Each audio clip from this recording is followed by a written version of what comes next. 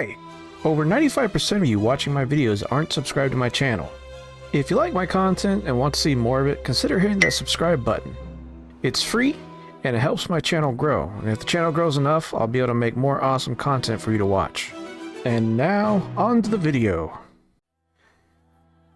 Hey everybody, this is Sir Onion Knight, and I'm gonna do another video about Final Fantasy XIV here, and the last video, I actually want to start by thanking everybody for all the support you guys showed on that last video, because that support actually blew my mind. That was a far better performing video than what any video I've done before that has done, and especially within 24 hours. And so I just want to thank everybody, and thank you guys for the views, for the comments, for the subscriptions.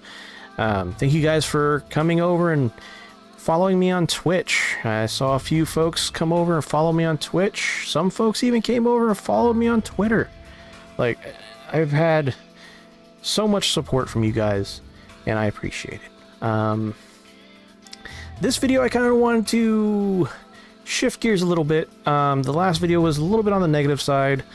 I wanted to kind of fix that, because again, I didn't touch on Final Fantasy much. I more or less focused on my frustrations with World of Warcraft. I didn't say anything really about Final Fantasy XIV. So yeah, again, I'm going to fix that here. This video is going to be about why I'm having fun with Final Fantasy XIV, why I'm choosing Final Fantasy XIV over WoW, and I'll discuss some of the negativity that came from the last video at the very end. So if you're interested in that, you can either skip ahead or you just listen to the whole video. But yeah, we'll touch on that one negative comment at the very end, and I'm not going to call out any names. That'd be petty of me. But let's just begin. So the first thing right out the gate that you see when you load up Final Fantasy XIV are the graphics. And holy cow, the graphics are great. The graphics are amazing. For an MMO, you think that an MMO, or at least back when Final Fantasy XIV A Realm Reborn came out, you wouldn't think of an MMO with this kind of graphics.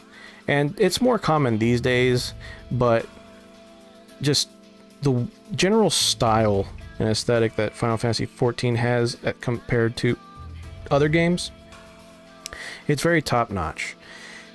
Anything from the characters to the surroundings, your environment, is beautiful.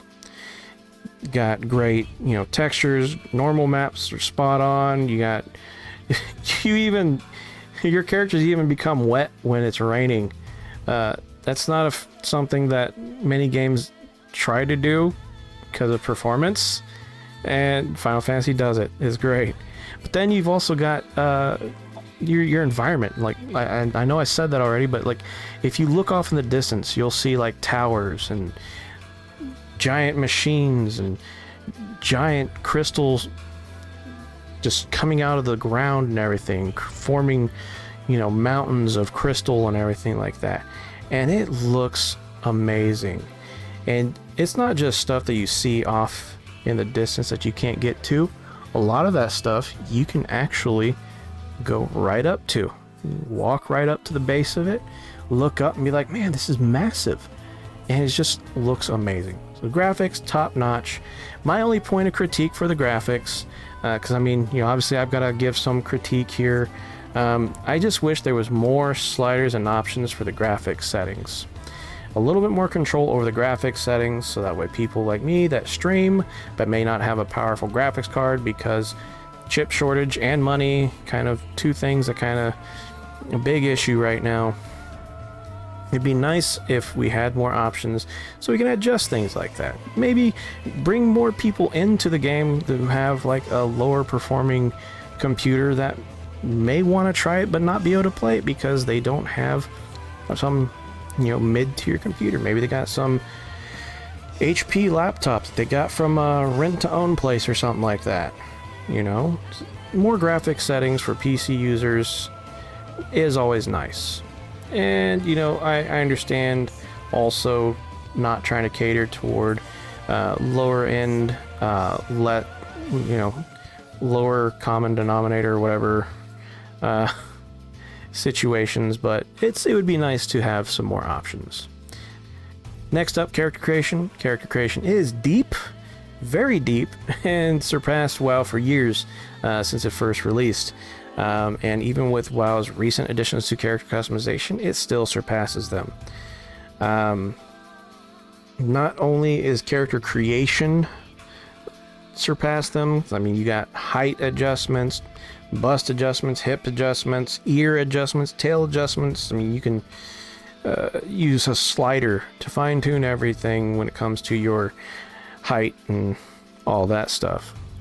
World of Warcraft doesn't have that. I mean, they've got different options for like ears and things like that for things like your Volpera and all that, but I mean, the reality is you're very limited to the base meshes that they've put together for you.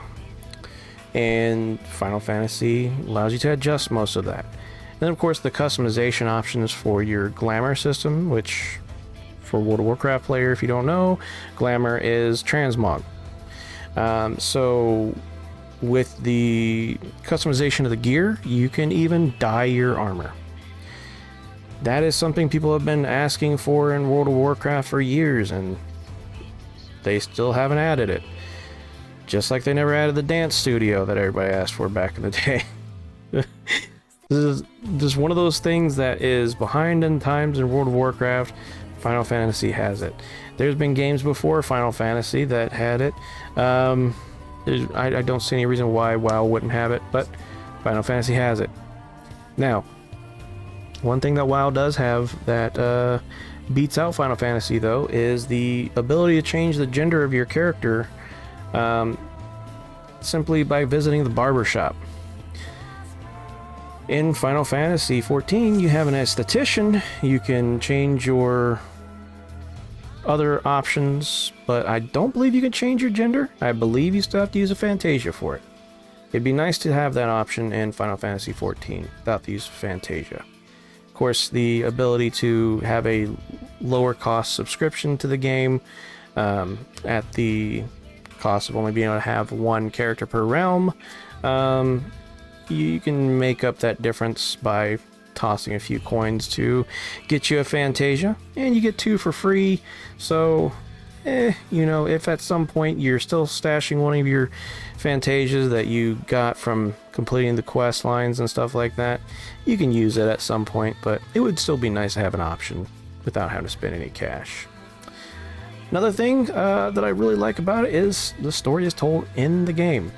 You got cutscenes, you've got CG movies, you've got voiced dialogue in many of the stories. Not all of them, but in many of the scenes you're going to have voiced dialogue.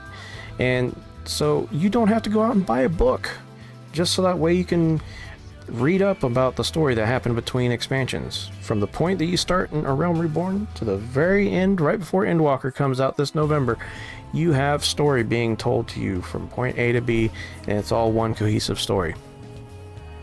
And then, of course, you have the side content, which we'll talk more about later, but the side content has story as well. And that's, again, all told in-game. You don't have to go and guess, you don't have to go read a book, you have side quests with story, and it's all told in-game, and that's really awesome. Moving on, we got transportation. The transportation system, it's like any other game, really. You get the mount at a certain level, and then you get to fly at another later level. However, one of the things that they do is in the expansion zones, they don't time gate it. You can get your flying as soon as you get into that zone and complete the questing in that area. You've got a few side quests that you can do to unlock the Aether Currents. You've got the main scenario quest that guides you through that zone, and then you have sporadically throughout the zone different Aether Currents that you can pick up. And once you've collected all the Aether Currents around that zone, as well as completed the side quests and the main story quests in that zone, typically you're going to have every Aether Current available for you in that zone. And if not, you're going to have to go and figure out if you missed a quest or if you missed one of the pickups around the zone. But once you have collected all of those, you can fly in that zone. And at any point when you're sent back to that zone, because it's going to happen, you are able to fly the moment that you enter that zone from that point forward. You don't have to wait on a time gate. You don't have to wait for 9.1 and have 40 renown and up to be able to unlock your flying. So there's that. Next up, we have the jobs. The jobs are easy to jump into, and you know, if you don't understand a job right away, don't worry about it. You can learn it as you go. You're going to have a lot of fun with these jobs. However, that being said, when you get to end game, it is kind of expected that you're going to try and at least master your class a little bit. There's a lot of guides on the internet, just like there is for World of Warcraft, but there's little additional things that you want to keep in mind, and I think they're really neat little things, like positionals. With some classes, or jobs, you're going to have positionals where when you're doing a certain ability or combo, you're going to want to be standing in a particular position relative to your target. So some positionals are going to require you to stand on their flank or on their side. Other positions are going to require you to be behind the target. And so you're going to be constantly moving during your combat, which actually to me gives you a little bit of a purpose for moving while in combat. Now, and you may not be able to perfectly do positionals every scenario because you may have some AoE or things going off in the spot that you can't get to, but the point is, this is another thing to consider, and the fact that you have a little more to mastering the class than just learning a rotation and standing in one spot and spamming your stuff, I think that's really cool, and I think that's something that I really enjoy. It's something that I haven't been able to master yet, but one day I hope to. And you know, I'm very interested in how that's going to work out for me in the future, especially when I try playing Samurai again. Holy cow, that's such a cool class. Next up, side content. I know I talked about side content, having story and everything. You're not required to do any of it. It's all optional. For example, you're going to have the Hildebrand quest lines. You can do those whenever you want to. They're worth it. They're funny. If you go through the quest lines and, you know, do that stuff, it's great. You get a new dance emote. You get a pet. I believe you can get glamour items for it. It's been a while since I've done it, but it's a really fun quest line, and you're gonna love it. But if you don't want to do it, you don't have to do it. And that's what I like about this game. You don't have to do anything that you don't want to, and you're gonna eventually do it just because you want to have something to do for content. But you know, do it on your own time. You do you. You're even have access. You're gonna have access to the Golden Saucer. If you ever played Final Fantasy VII, you know what the Golden Saucer is. It's a place where you go and you have mini games. You've got chocobo racing. You can get your own chocobo to race with. You can do an RTS mini game where you use all the minions that you've collected over your time playing the game to fight an enemy's minions. And you know, you've got a whole bunch of other side things like mahjong. You can do triple triad. You can gamble your Golden Saucer points. You name it. That's side content that you can choose to partake in or just not partake in. That's entirely up to you. And which kind of leads me into the grinding aspect. You know, like in World of Warcraft, a lot of the side content, you have to do it. Like, for example, Torghast. That was going to be seen as side content as they were describing it during the time that they're developing Shadowlands, and lo and behold, it became required because guess what? That's how you're going to earn your legendary. And here, everything feels more like a adventure. If you really want to think about it, if you played Wrath and you did the Shadowmourne questline, you'll know what I'm talking about here. That felt like a journey. You got the quest, went to go get the item that Arthas left behind in the cave, you bring it back, Eventually it ends up you getting Shadow's Edge, and then you do some more quests to power up Shadow's Edge, feed it souls, for example.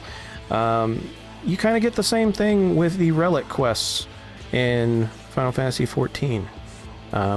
It's a journey. It's fun. You can also choose to not do it. How about that? You actually being able to choose not to do a grind. It's great. So next thing, just kind of want to talk about the player base. Player base itself is generally very happy to help new players. They don't expect everybody to be top tier as soon as they walk in there and know the ins and outs of the dungeon. In fact, when you're a new player, you typically start out with a little sprout icon next to your character, so people can tell that you are a new player. You're growing. You're a growing player. And so a lot of people will kind of take it easy on you, and they'll try and teach you the ways with the game. That doesn't mean they have to tolerate you completely screwing up every mechanic that they're trying to show you how to do, but they're typically going to be more patient with you, and they're going to guide you through this stuff a little bit more. In some cases, you may come across a few people who don't have the patience, and they may leave group or whatever, but that's a lot fewer and further between. I've only come across a few people that were kind of like that. For the most part, everybody's pretty patient. But that also kind of leads to the next part of this, and that's kind of the toxicity of people. The toxic people tend to get weeded out pretty quickly. It doesn't allow, like, the GMs don't really allow it to fester for very long. As soon as someone is reported for toxic behavior, a GM is going to take a look into it, and that GM will investigate, see what's going on, and if it's bad enough, they will ban or suspend a player for their conduct. Now, that being said, people aren't just going out willy-nilly reporting people left and right for no reason, because the GMs will take action against people for false reporting also, which tells me also that they don't have a bunch of bots just handling bans or suspensions, which kind of makes me wonder if Final Fantasy XIV truly does have a more active subscriber base right now, as I'm recording this, than World of Warcraft does. Then how is it that Blizzard's not able to have enough people to do reports in World of Warcraft, while Final Fantasy is blowing them out of the water with just having GMs handle things? I mean, I don't know if they're being overworked or anything like that. I can't speak on that, but it sounds to me like it's something that can be rectified if Blizzard was actually willing to put in that effort to have people there to look over these reports instead of just auto-banning people. But, again, I can't really speak fully on Blizzard's methods there, because I don't know how everything happens in the back end, but the perception is there. So it would be nice if Blizzard took more action on toxic people in their game. But lastly, I just want to say that this is a new journey for me. I'm so burned out on World of Warcraft.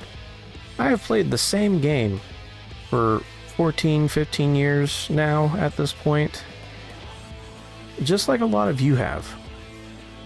And there were times when I've taken a break from the game because I got burned out. And it's taking me until now to kind of understand that my time is very valuable.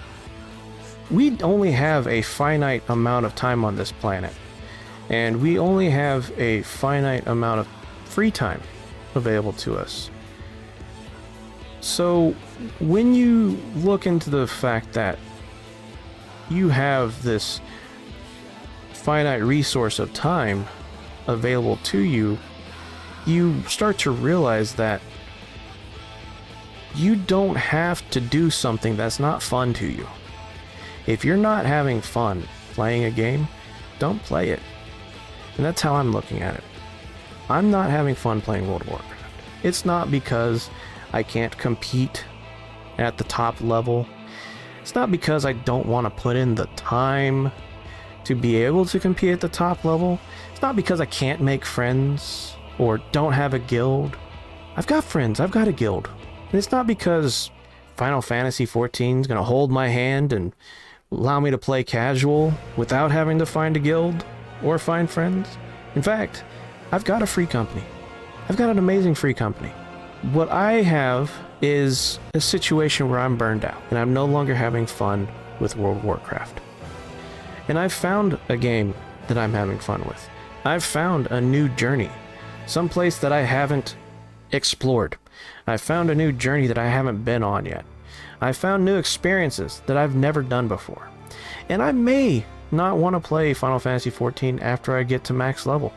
I may not want to play it at all. I may be content with just completing the story and saying, you know what? I did that. I'm moving on to another game. But that's up for me to decide. It's not up for you to bully me into thinking that I am inferior to you because you choose to keep paying Blizzard $15 a month so that way you can do the same chores every day because you're happy with it. If you're happy with those chores, by all means, keep doing those chores. That's your time investment, not mine. But you don't have any right to tell me what I should be investing my time into and try and say that I am the bad player. This has been Sir Onion Knight. I thank you guys for watching my video. If you like this video, please like, subscribe, share this video with your friends. Leave a comment, tell me what you think, what things you enjoy about Final Fantasy XIV. Let's try not to trash the devs of World of Warcraft in the comments this time. I would prefer not to call them lazy. You can say they may be out of touch, maybe, but let's try not to say that they're lazy. They put a lot of time and effort into their game, even if it's not something that we like. So let's give them that much respect at least.